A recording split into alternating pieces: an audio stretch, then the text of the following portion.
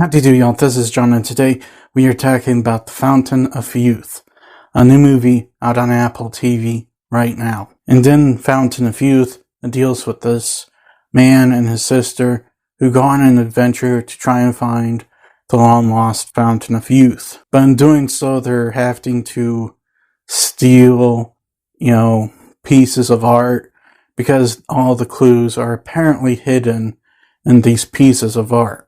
And we have our movie. And if it sounds familiar, it kind of is. Now, getting into it, first and foremost, what I liked about the movie, I like John Krasinski in this movie. In terms of his acting performance, he is definitely giving it his all. He's trying to be sharp and witty and also funny. And sometimes a little serious when it calls for it. He's giving it his all, and, I appreciate that. I would also argue that with Eiza Gonzalez. I'm pretty sure I butchered her first name. I know I pronounced Gonzalez right, though. I can tell Eiza's giving her all as well, because, she's doing all this crazy stuff in the movie. It looks like she's probably doing a lot of it herself. I say a lot instead of all of it because not many people are Tom Cruise or Florence Pugh. And on top of that, I do think that, Guy Ritchie, as a director, was trying his hardest. Because execution-wise, this movie should have worked. It really should have. Because Guy Ritchie, he knew what he was doing. He was told, make this National Treasure meets Uncharted-like adventure movie, and he delivered on that, undeniably. Got vibes of both, National Treasure and Uncharted in it, and I really liked that. He knew when, things were supposed to be serious to get serious. He knew, when you could afford to be a little funny at times, to be a little funny. And overall, this movie should not have been a dark movie, and it wasn't. It was a light adventure thriller, and that's what, Guy Ritchie did.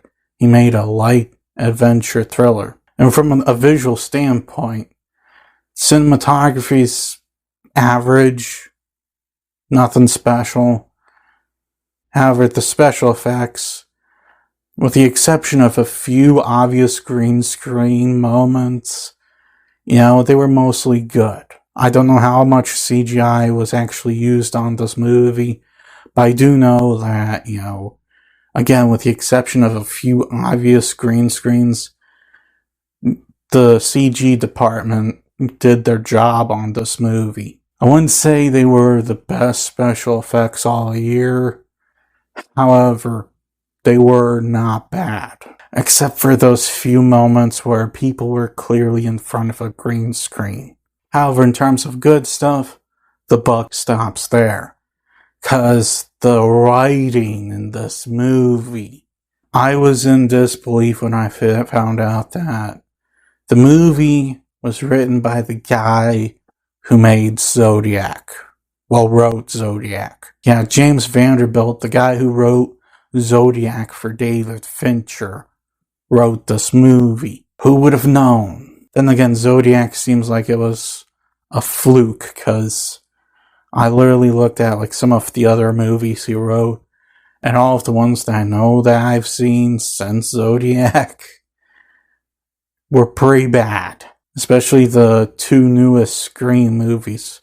Now, this is a treasure hunting adventure thriller film, and let's face it, they all have the same story, because there's not that much more you can do with this story. But with the road leading to finding the treasure, you can, in fact, come up with original ideas and original concepts. Problem with this movie is though, they didn't do that.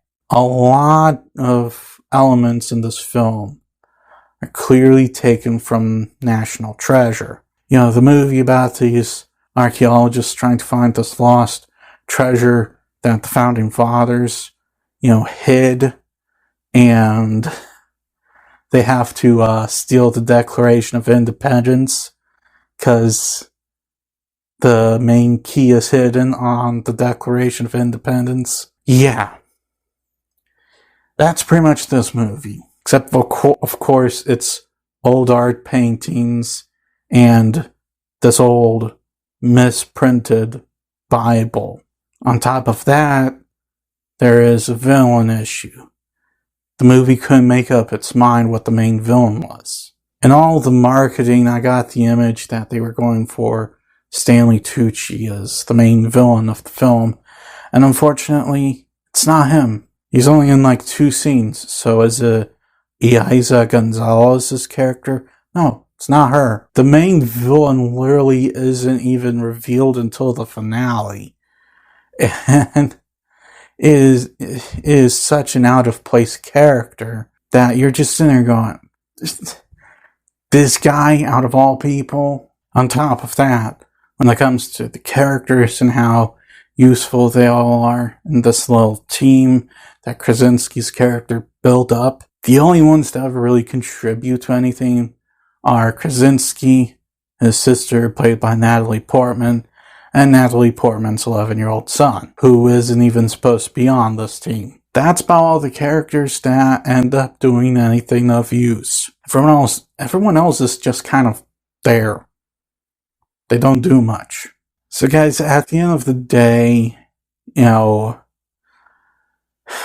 I really was hoping for Fountain of Youth to be a good movie. Obviously, I knew going in there would be some familiar aspects to it, but I was still hoping it'd be a good movie because I know Guy Ritchie can make a good movie. But instead, just like with The Gorge, Apple did not land it on this one. The story, it's very much been there, done that.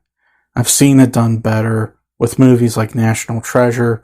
There is a clear focus as to who, the main villain should be. And at the end of the day, I did not find this movie to be entertaining. I'll give credit where credit's due. Guy Ritchie tried. John Krasinski, he did the best he could. And the visual effects, despite a few obvious green screen moments, were not bad. But unfortunately, the bad are stronger than the good. I'm going to give Fountain of Youth a 4. Well, that's all the time I have for today. Please look forward to more videos real soon. Please hit the like button if you enjoyed this video. Please also subscribe if you're new to the channel. And as always, please remember, the Ritchie will return.